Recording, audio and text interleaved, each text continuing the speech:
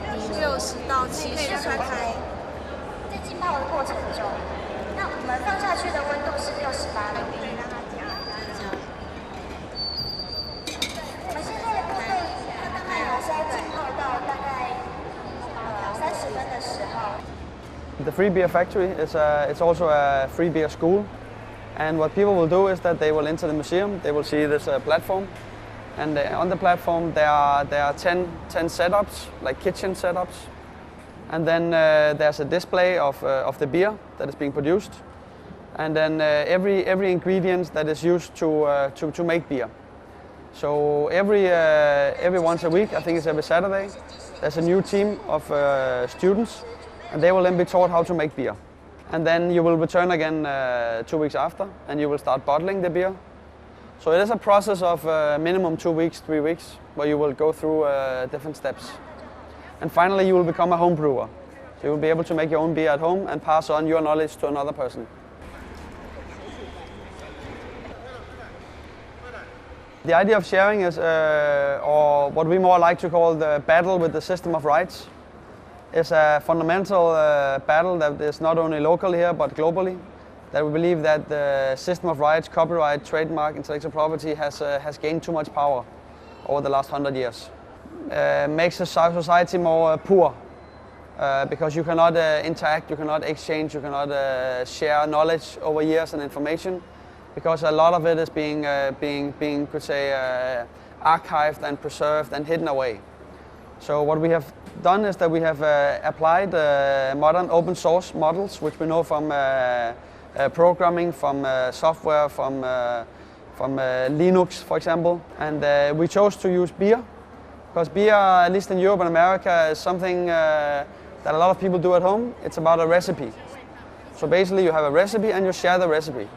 Your grandmother would pass on a recipe of how you make very good dumplings. Then you get excited and you find another way of doing the dumplings, and you pass that on to another person who passes it on to another person, and through that important information and joy and fun and so on is passed on. Important with this, the free beer project, is also that it's allowed with a license that you can make money on it. So the only thing is that you respect the ones who have worked on it. So it's a sort of a sharing also of references.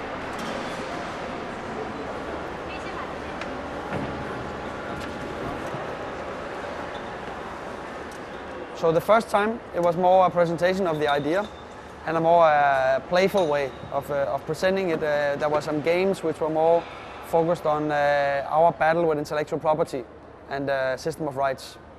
But this time we wanted to focus more on the essence of the project, which is to pass on information.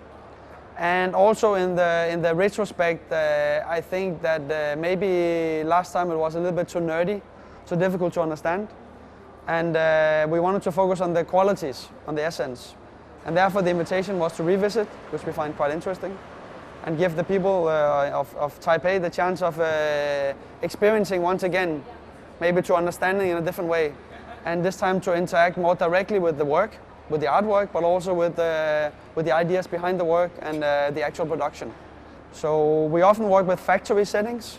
We like to set up factories where you see all the elements of production, cooking, distribution, identity, and so on, which is what could say founds our society, what founds a capitalist system is all these elements that then form the economic system that we have developed over many years. It's more a proposal than a comment on how the society works, because sometimes we find it a bit too easy to just stand and criticize. And we find that, which is also important, of course, very important, to demonstrate, to argue and be skeptical.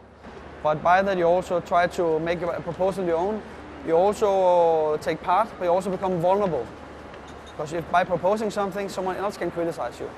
But we all sort of, could say, add to how society is evolving and not just consume. Then hopefully many others will get inspired and maybe use the ideas that we're presenting of an open culture and an open idea on other products like medicine or furniture design or whatever it might be. So this is the aim of the project.